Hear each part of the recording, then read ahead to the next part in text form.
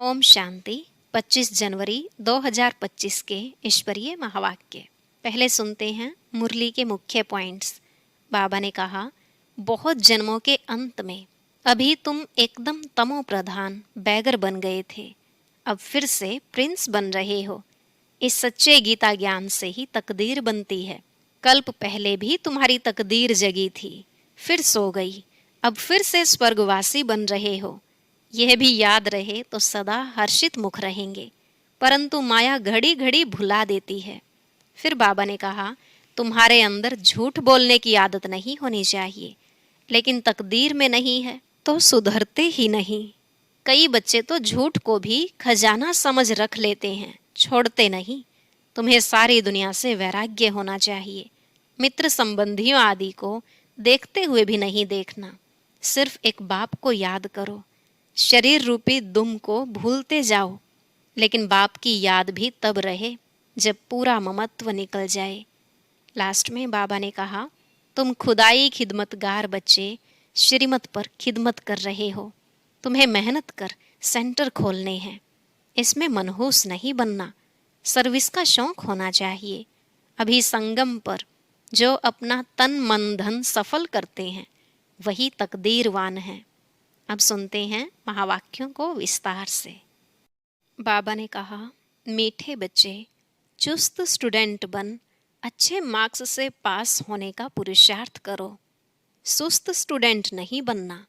सुस्त वह जिन्हें सारा दिन मित्र संबंधी याद आते हैं।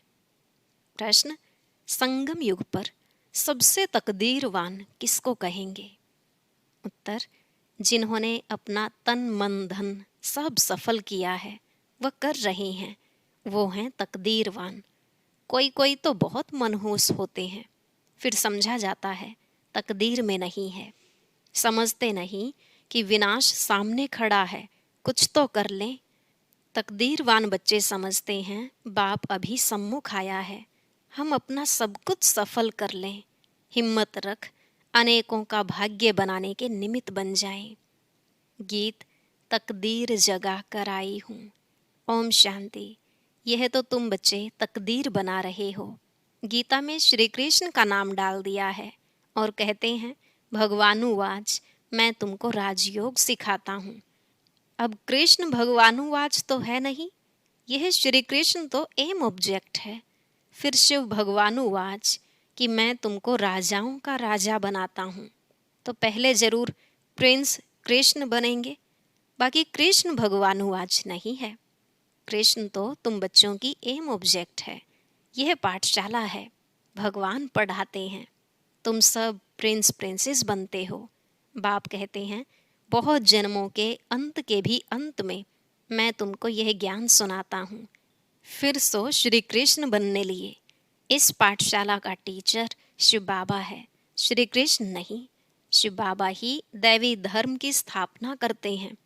तुम बच्चे कहते हो, हम आए हैं तकदीर बनाने। आत्मा जानती है हम परम पिता परमात्मा से अब तकदीर बनाने आए हैं। यह है प्रिंस प्रिंसेस बनने की तकदीर। राजयोग है ना। शिव बाबा द्वारा पहले पहले स्वर्ग के 2 पत्ते राधे कृष्ण निकलते हैं।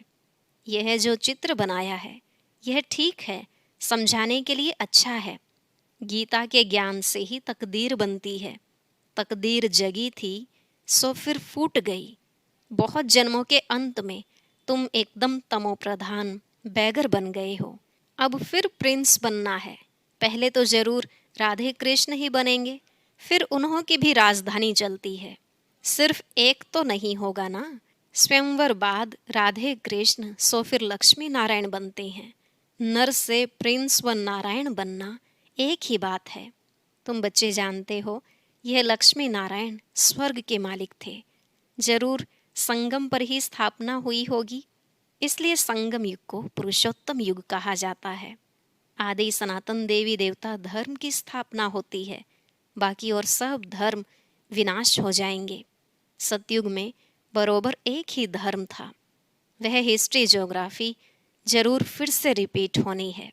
फिर से स्वर्ग की स्थापना होगी, जिसमें लक्ष्मी नारायण का राज्य था, परिस्तान था, अभी तो कब्रिस्तान है। सब काम चिता पर बैठ भस्म हो जाएंगे। सतयुग में तुम महल आदि बनाएंगे। ऐसे नहीं कि नीचे से कोई सोने की द्वारिका व लंका निकल आएगी। द्वारिका हो सकती है, लंका तो नहीं होगी। गोल्डन एज कहा जाता है राम राज्य को। सच्चा सोना जो था वो सब लूट गया। तुम समझाते हो भारत कितना धनवान था, अभी तो कंगाल है। कंगाल अक्षर लिखना कोई बुरी बात नहीं है, तुम समझा सकते हो। सतयुग में एक ही धर्म था, वहाँ और कोई धर्म हो नहीं सकता। कई कहते हैं यह कैसे हो सकता, क्या सिर्फ देवताएं ही होंगे? अनेक मत मतांतर हैं, एक न मिले दूसरे से। कितना वंडर है, कितने एक्टर्स हैं। अभी स्वर्ग की स्थापना हो रही है, हम स्वर्गवासी बनते हैं। यह याद रहे तो सदा हर्षित मुख रहेंगे। तुम बच्चों को बहुत खुशी रहनी चाहिए। तुम्हारी एम ऑब्जेक्ट तो ऊंच है ना। हम मनुष्य से देवता स्वर्गवासी बनते हैं। यह भी तुम ब्राह्मण ही जानते हो कि स्वर्ग की स्थापना हो रही है। यह भी सदैव याद रहना चाहिए। परंतु माया घड़ी घड़ी भुला देती है। तकदीर में नहीं है तो सुधरते नहीं। झूठ बोलने की आदत आधा कल्प से पड़ी हुई है, वह निकलती नहीं। झूठ को भी खजाना समझ रखते हैं, छोड़ते ही नहीं। तो समझा जाता है इनकी तकदीर ऐसी है। बाप को याद नहीं करते। याद भी तब रहे जब पूरा ममत्व निकल जाए, सारी दुनिया से वैराग्य। मित्र संबंधियों आदि को देखते हुए जैसे कि देखते ही नहीं। जानते हैं यह सब नरकवासी कब्रिस्तानी है, यह सब खत्म हो जाने हैं। अब हमको वापस घर जाना है, इसलिए सुख धाम शांति धाम को ही याद करते हैं। हम कल स्वर्गवासी थे, राज्य करते थे, वह गवा दिया है, फिर हम राज्य लेते हैं। बच्चे समझते हैं भक्ति मार्ग में कितना माथा टेकना, पैसे बर्बाद करना होता है। चिल्लाते ही रहते, मिलता कुछ भी नहीं। आत्मा पुकारती है, बाबा आओ सुख धाम ले चलो। सो भी जब अंत में बहुत दुख होता है तब याद करते हैं। तुम देखते हो अभी यह पुरानी दुनिया खत्म होनी है। अभी हमारा यह अंतिम जन्म है, इसमें हमको सारी नॉलेज मिली है। नॉलेज पूरी धारण करनी है। अर्थक्वेक आदि अचानक होती है ना। हिंदुस्तान पाकिस्तान के पार्टीशन में कितने मरे होंगे। तुम बच्चों को शुरू से लेकर अंत तक सब मालूम पड़ा है। बाकी जो रहा हुआ होगा वह भी मालूम पड़ता जाएगा। सिर्फ एक सोमनाथ का मंदिर सोने का नहीं होगा, और भी बहुतों के महल मंदिर आदि होंगे सोने के। फिर क्या होता है, कहाँ गुम हो जाते हैं? क्या अर्थक्वेक में ऐसे अंदर चले जाते हैं जो निकलते ही नहीं? अंदर सड़ जाते हैं? क्या होता है आगे चल तुमको पता पड़ जाएगा। कहते हैं सोने की द्वारिका चली गई।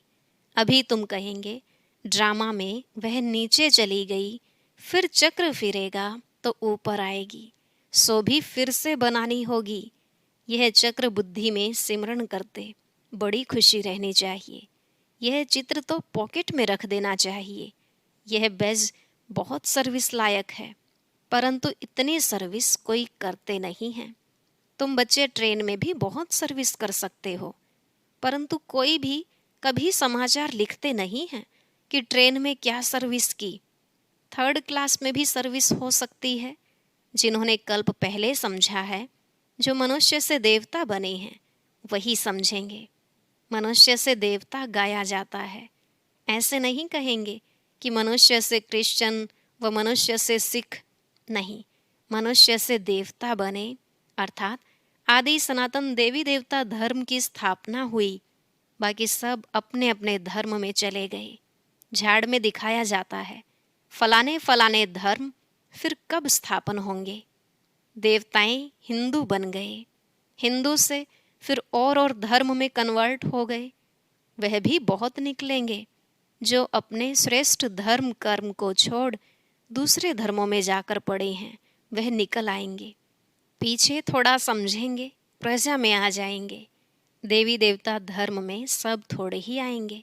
सब अपने अपने सेक्शन में चले जाएंगे। तुम्हारी बुद्धि में यह सब बातें हैं। दुनिया में क्या क्या करते रहते हैं, अनाज के लिए कितना प्रबंध रखते हैं, बड़ी बड़ी मशीनें लगाते हैं, होता कुछ भी नहीं है। सृष्टि को तमो प्रधान बनना ही है, सीढ़ी नीचे उतरनी ही है। ड्रामा में जो नोंद है वह होता रहता है, फिर नई दुनिया की स्थापना होनी ही है। साइंस जो अभी सीख रहे हैं, थोड़े वर्ष में बहुत होशियार हो जाएंगे, जिससे फिर वहाँ बहुत अच्छी अच्छी चीज़ें बनेंगी। यह साइंस वहाँ सुख देने वाली होगी। यहाँ सुख तो थोड़ा है, दुख बहुत है। इस साइंस को निकले कितने वर्ष हुए हैं। आगे तो यह बिजली गैस आदि कुछ नहीं था, अभी तो देखो क्या हो गया है। वहाँ तो फिर सीखे सिखाए चलेंगे, जल्दी जल्दी काम होता जाएगा। यहाँ भी देखो मकान कैसे बनते हैं, सब कुछ रेडी रहता है, कितनी मंजिल बनाते हैं। वहाँ ऐसे नहीं होगा, वहाँ तो सबको अपनी अपनी खेती होती है, टैक्स आदि कुछ नहीं पड़ेगा। वहाँ तो अथाह धन होता है, जमीन भी ढेर होती है, नदियाँ तो सब होंगी, बाकी नाले नहीं होंगे जो बाद में खोदे जाते हैं। बच्चों को अंदर में कितनी खुशी रहनी चाहिए। हमको डबल इंजन मिली हुई है, पहाड़ी पर ट्रेन को डबल इंजन मिलती है। तुम बच्चे भी अंगुली देते हो ना, तुम हो कितने थोड़े, तुम्हारी महिमा भी गाई हुई है। तुम जानते हो हम खुदाई खिदमतगार हैं, श्रीमत पर खिदमत कर रहे हैं। बाबा भी खिदमत करने आए हैं। एक धर्म की स्थापना अनेक धर्मों का विनाश करा देते हैं। थोड़ा आगे चलकर देखेंगे, बहुत हंगामे होंगे। अभी भी डर रहे हैं, कहाँ लड़कर बॉम्ब्स न चला दें।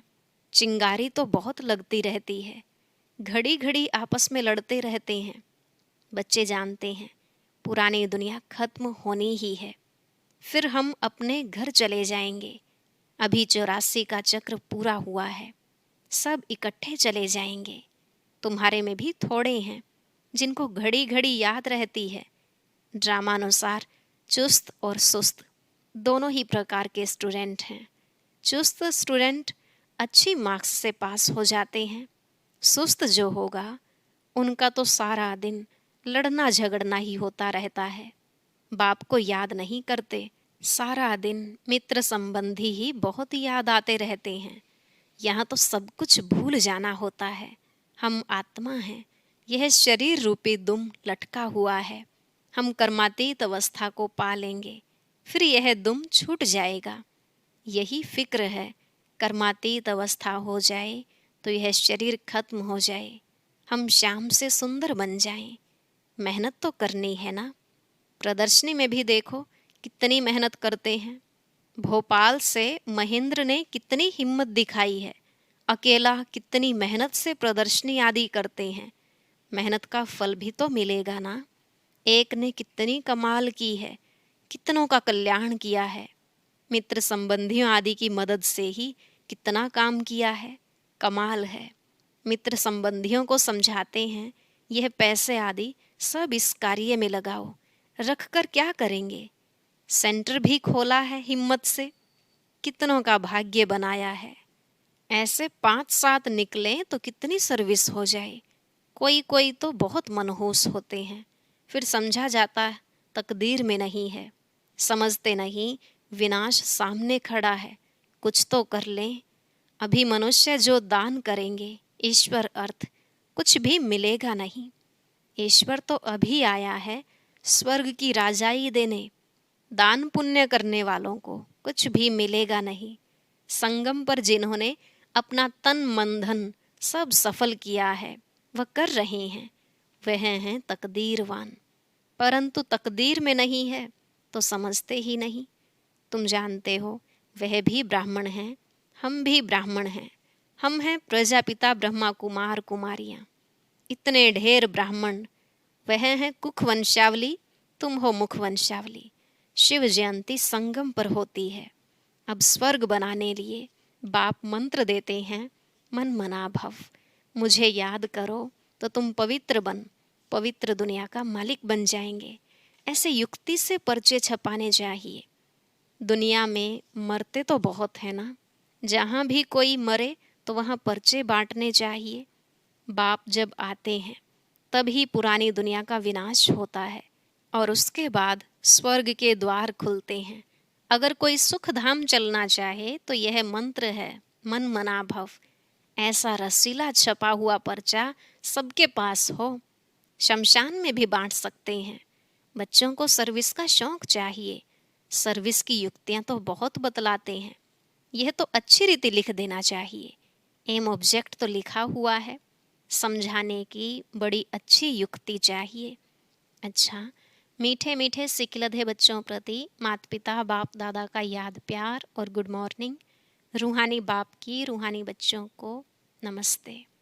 रूहानी बच्चों की रूहानी बाप दादा को नमस्ते नमस्ते, गुड मॉर्निंग, शुक्रिया बाबा, शुक्रिया।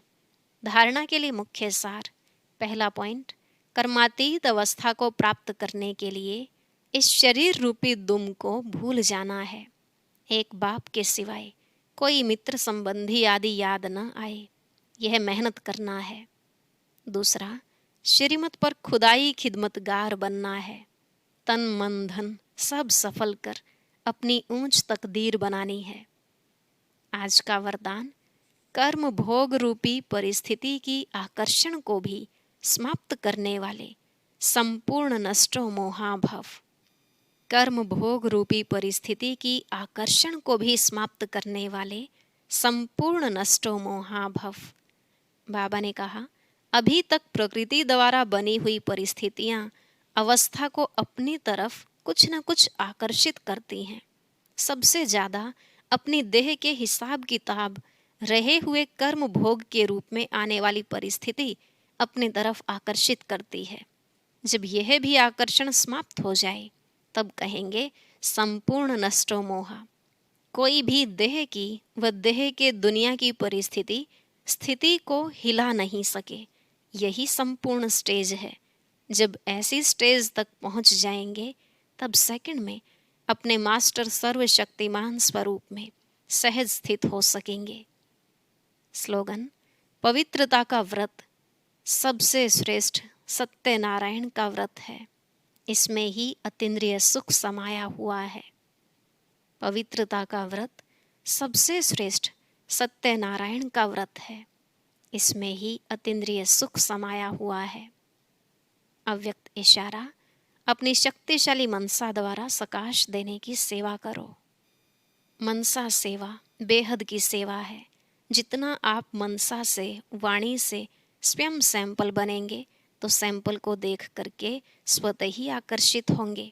कोई भी स्थूल कार्य करते हुए मनसा द्वारा वाइब्रेशंस फैलाने की सेवा करो।